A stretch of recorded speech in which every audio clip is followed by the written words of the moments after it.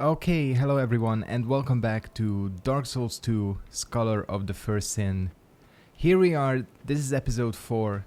As I mentioned in the last episode, we're gonna be heading into Hades Tower of Flame. That little area we can see in the distance.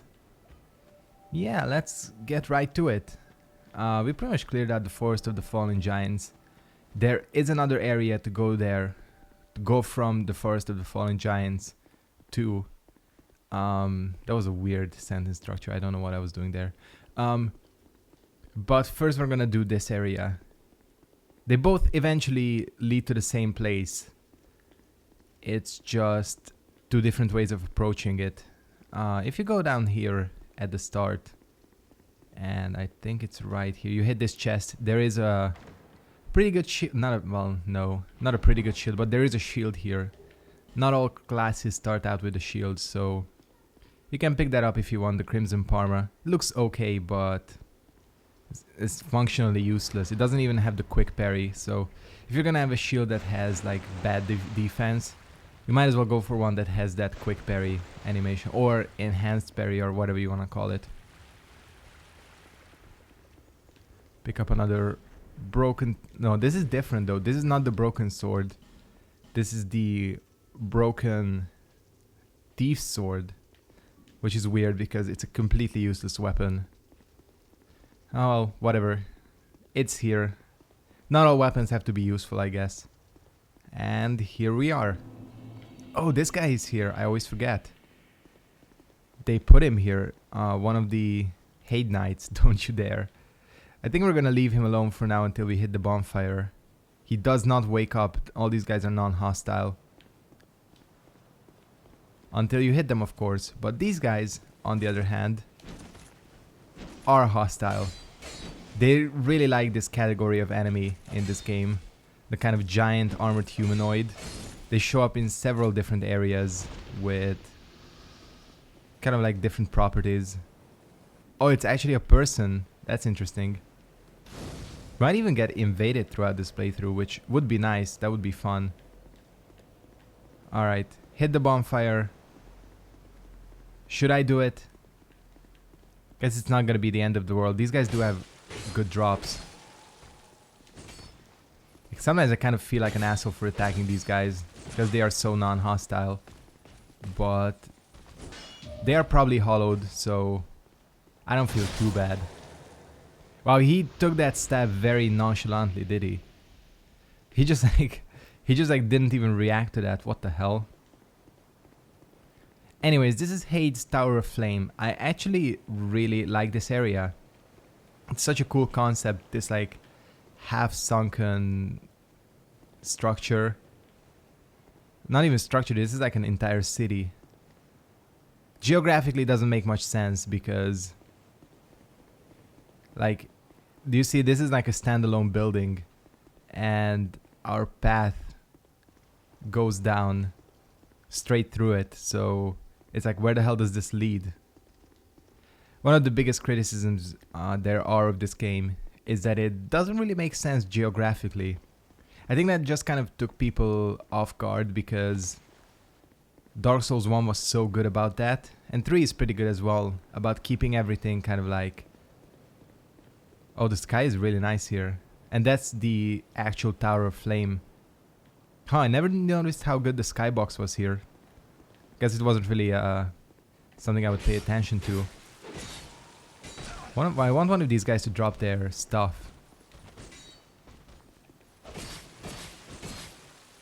Try to parry.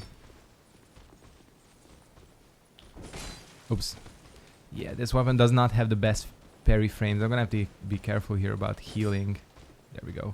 You pretty much have to dodge an enemy attack to get a chance to heal in this game. Cool. Hate Knight's sword. Pretty good weapon, honestly. Mainly because it has low stat requirements and it has a lightning infusion. And it's good because, you know, a lot of the early enemies and mainly some of the bosses are as well are kind of weak to elemental damage. Oh, they do respawn? Huh. guess that's something that they changed. Not that it matters. I'm not gonna bother them again. That's a pale stone. Pale stones are the shriving stones of this game, I think. Yeah. It's surprising that there are this many summons here. Ouch.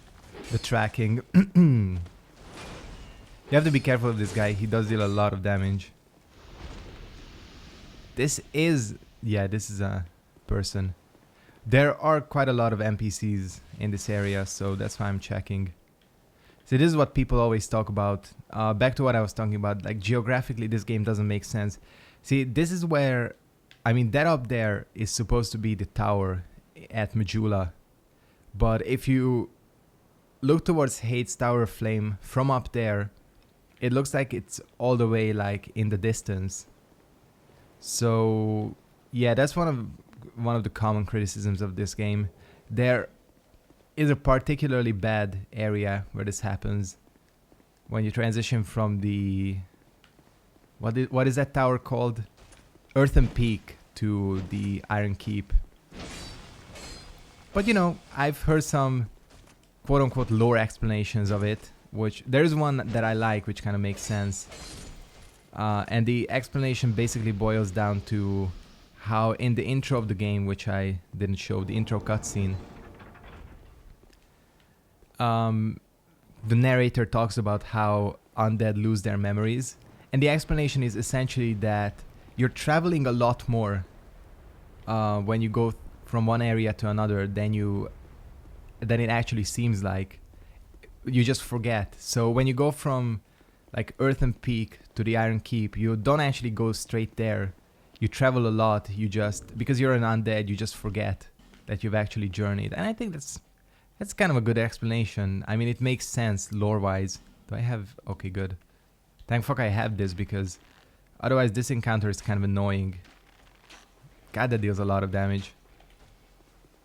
I'm not gonna waste all of it. This one is particularly bad, the one with the large sword, in terms of how annoying his moveset is.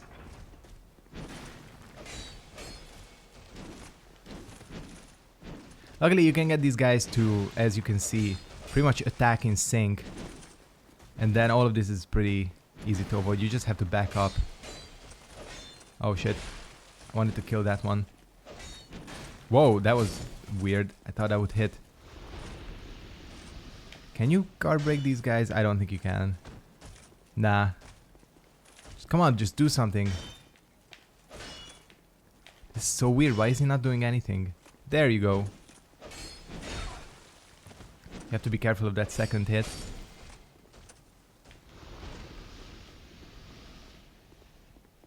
These guys can drop their equipment, by the way. Just not very common, and it's not very good. It has very low durability. It's kind of the gimmick of their stuff. Actually, we're just gonna take this guy out normally and get hit in the process, which is not good.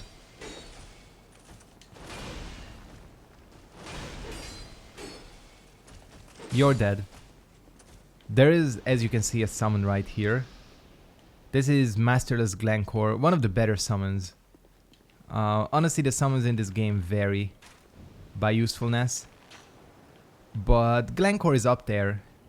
He's pretty good, especially early on. He does wear very cool armor. Thought this guy wasn't reacting to me. God, the slowness. Still get kind of... whoa, yeah, that's a weird move that they do. Has a hitbox before you think. He dead? Yeah, he's dead. Alright. What is in this chest? If it's something useless, I'm gonna be pissed. It's probably something useless, honestly.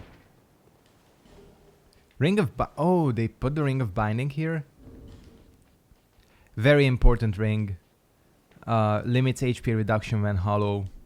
Yeah, you want this around whenever you're in hollow form. Does help out a lot.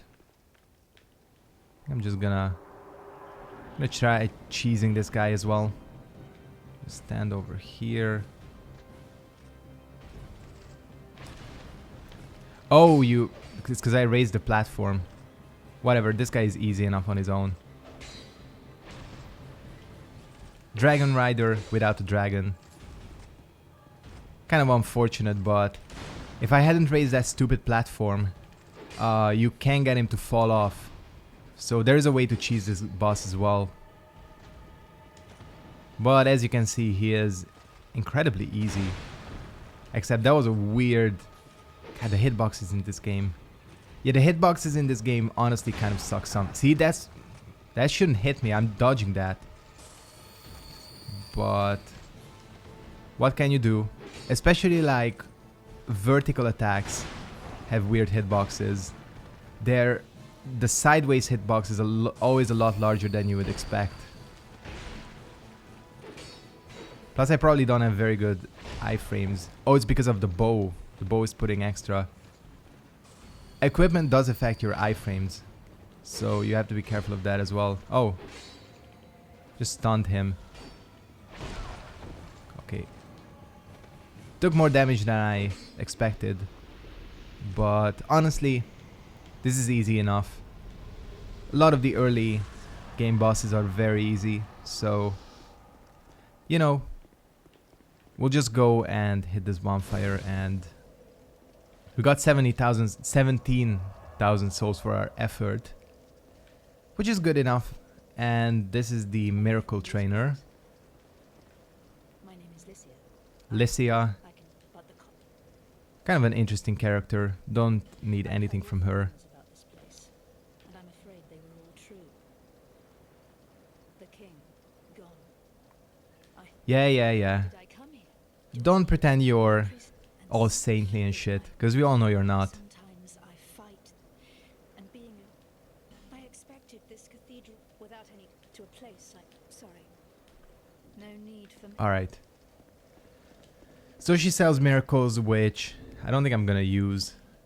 Should I go for... Well, we have very low int and faith, so I don't think we're gonna bother with any magic in this playthrough. Instead, you know, since there is not much in the way, we might as well go and hit the other bonfire. There is another place to go from here on. The branching path in Haid. It leads to another boss and just a covenant, but still something we want to do. But again, this is a pretty easy path to the next bonfire, so I'll just do it. Let's see. This guy, yeah, is very annoying. The one with, like I said, the one with the giant sword. Oh shit, I just wasted a life gem. We're gonna have to pick up a couple of life gems when we get back, because I've been spending a lot. More than I intend to, at least. But it's all gonna change once you get your Estus flasks up. We can get rid of this.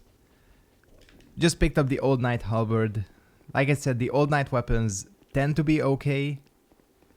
They just have very low durability. It's not always worth using a weapon that has low durability. Oh yeah, they put Cyan Knights here for no reason.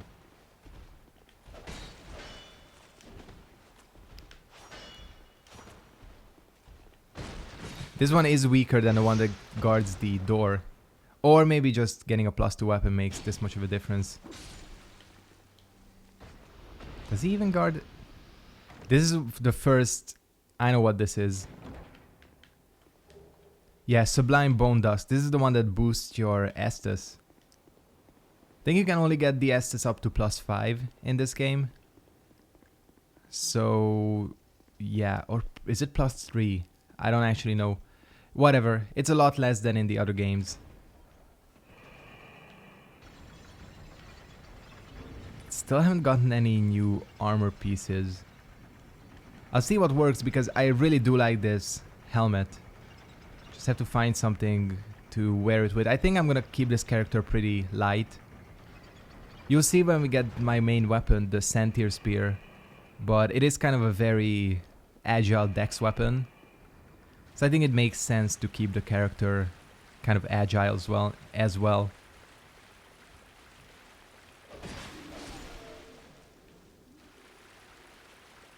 Oh, they put a basilisk here.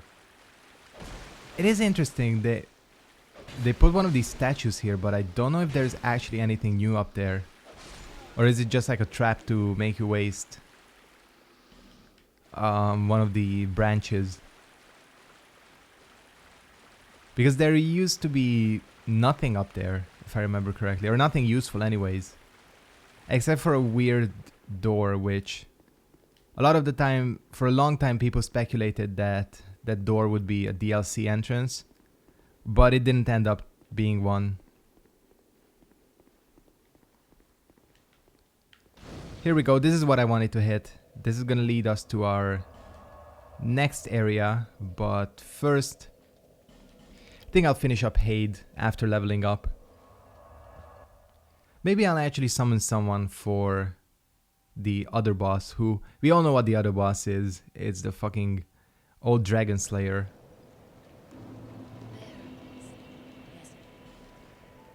Let's see, what do we want to get?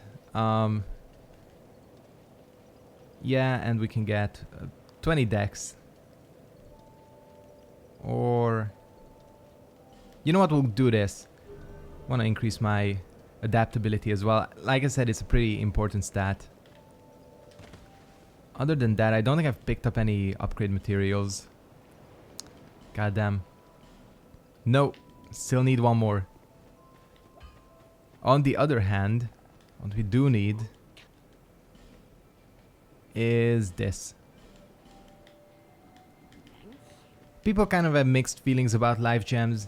I mean, the thing is, you can basically stock up on them and then never have to worry about healing. So wanna use this. You can only use this at this bonfire, just like Undead Bone Shards. Again, you can stock up on Estus Flask Shards and essentially have nearly limitless healing. Did I just say Estus Flask Shards? I meant life gems. Of course, the more HP you have, the less useful life gems get.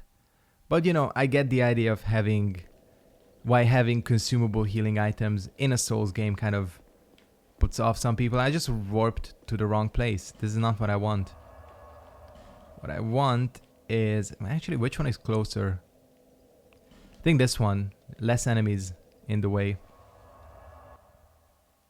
So yeah, I get why some people don't like that. Personally, I prefer not having consumable healing items as well. I think just sticking to Estus works pretty well. I like what they did in Dark Souls 3 with the Ashen Estus as well, and being able to reallocate.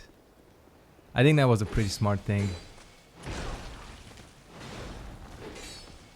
Is that guy? Why is this guy aggroed? Okay. Damn. Do they aggro once you kill the boss? Is that it? I seem to remember something like that. That honestly might be the case. We'll see. If the other one is aggroed as well, then we know that's what happened. I didn't even check. Was Masterless Glencore gone? Or maybe you can only summon him for... Just to show it off, by the way. As you can see, put on the Ring of Binding and you're back to full HP. Kind of useful, honestly.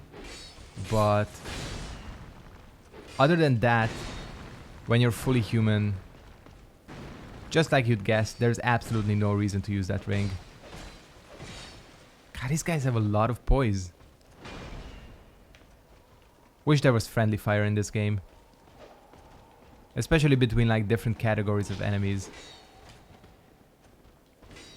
I like that thing they did in Dark Souls 3 when some enemies fight each other. I think that was a pretty interesting little mechanic. Wish they'd used it more often. Because it's only like really the skeletons that fight the demon. And in a few other cases as well. God, I'm not being careful. Again, let's see if this guy is aggroed as well. He's gone. There really must be... Oh, there he is. It really must be the... like the killing of the boss that does that.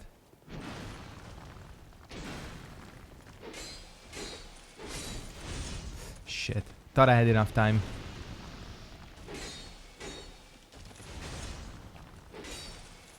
It's gonna be more difficult getting to the Dragon Slayer with this many enemies in the way. Luckily the Dragon Slayer itself is not difficult, so we're covered on that front.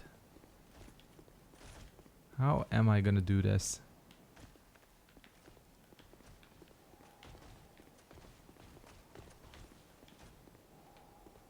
Come on. Hello? There you go. Seeing out of this helmet must be difficult. That's why he didn't notice me. So terrible at dodging.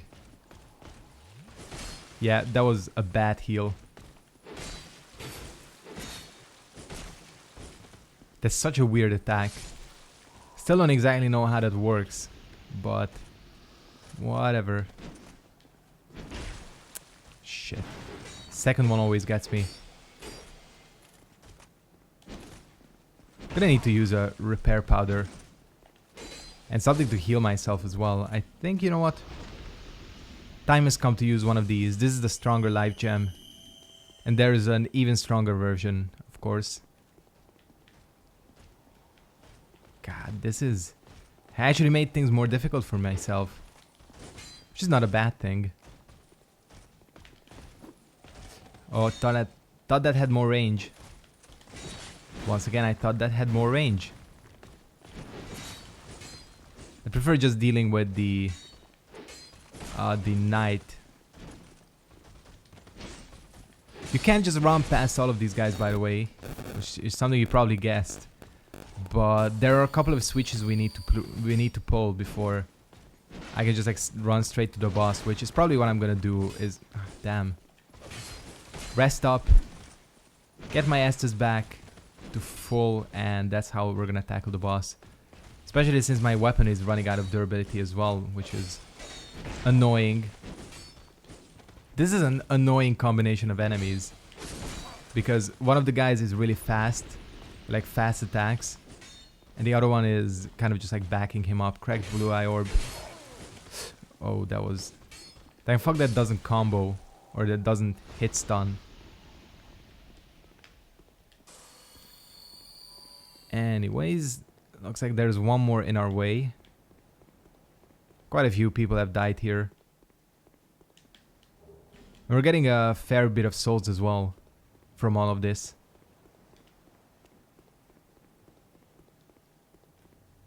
Oh, the spear one, shit. The spear one is actually worse. Has a spin to win attack.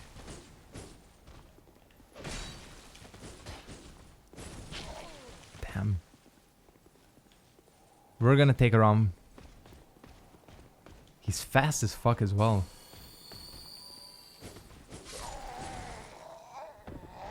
Okay. I think we're gonna take the running option here. Yeah, that should be fine. I can pull the lever. I think you are invincible during the period when you pull the lever. Cool. This area is actually more difficult than I remembered. This change is actually, I think, a pretty solid change. They must only wake up once you kill the boss. I think that must be the trigger. I think the same thing happened to me on my first playthrough of Scholar, which was ages ago, so that's why I probably don't remember. Alright guys, I'm just gonna... You're gonna have to excuse me here. We're just gonna run past. It's not difficult to run past them, as you can see. Do want this, however. 4,000 souls is a decent amount at this stage in the game. Can buy life gems or... Oh shit, there's a dragon here too. I do know that the dragon does have friendly fire. Or not? The dragon doesn't have friendly fire? Oh shit. That's bullshit. Or does he? Something did damage. Oh yeah, he does. He just deals very little. Okay, I'm dead. Fuck, of course there is a dragon here as well. Not difficult to kill. These red dragons have an extremely simple attack pattern. Which is weird because one of them shows up as a boss like really late into the game. I don't think I have this kind of the strength to take on the Dragon Slayer right now. Not even him, it's just this gauntlet we gotta get through. I don't think I actually have the Estus and the quote-unquote staying power to make it through. So I think we're gonna have to leave this guy until later. Which is something I think I did on my previous playthrough as well. So I think we'll collect our souls and get the hell out of here. We're just gonna go on normally in the game, and then we'll come back here once I have like 5 Estus, I should be able to do this. But right now it's just gonna be such a chore. And I wanna actually keep proceeding in the game itself. Yeah, because in order to trigger the switch, they could have put my souls in a worse place. Game. That fire really should have friendly fire on it. That should roast these motherfuckers. There's like 3 of them running. And now I get hit by the flame. Oh, that does affect them actually. Can you roast these old knights, dragon? I have stamina. It doesn't deal nearly as much damage as it should, honestly. Still, we got 4,000 souls, and I learned my lesson, I guess. We are gonna have to do this a bit later. Just avoid this guy.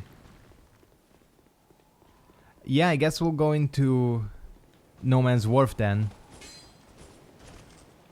No other place to go from here. Well, actually, not entirely true. But I think that's where I'm gonna proceed. Pick up a couple of more upgrade materials and all that, because yeah, we'll need all of those. Cool, let's go to No Man's Wharf then. I like this area as well. Kind of has that quote-unquote pirate theme, which I really like. They did a good job with keeping the environments varied in this game. I think that's one thing you have to commend them for. Which is sometimes difficult to do in a Souls game because, as I mentioned earlier, you know, the world is supposed to be kind of quote-unquote self-contained. I think I'm actually gonna light the torch. Are these people? Yeah, they are. And having a world that makes sense geographically, but also has varied environments, is kind of difficult to do. That's why, you know, in Demon's Souls they just went with the warping to different areas option, which is fair enough. Oh, there's a dock here. I forgot about this ambush, but of course there's a guy that... Okay, I definitely don't remember this. I don't want to die straight away. There is no bonfire in this area, by the way. That's the gimmick of it. Oh, fuck. How the hell did I survive that? They have poise. Oh, come on. I am dying a lot here, honestly. Do we even need the torch? Probably not. What I do notice, however, is that we're gonna be out of time soon. Just wanna get into the first building. But yeah, this area has no bonfires, so you are essentially on your own in terms of making it through. I would say that this is a fairly challenge... No, I just nearly fell off. Where is that guy that ambushes you? I know he comes from somewhere... There he is. Throwing knives. Decent in this game. I think they learned their lesson from... Whoa, I nearly swung myself off the edge there. Again, this is a fairly challenging early game area, I would guess. Mainly because of you're not gonna have a lot of resources when you're here in terms of Estus and everything. And having no bonfire does make things more complicated. Oh. I was like, what the hell? What is blocking the entrance? But it's the enemy, of course. Cool. Soul of a Proud Knight. Decent. What is in this chest? I have no idea. Nice. This is gonna get us to +3. Alright then. I'm gonna go ahead and wrap up this episode here.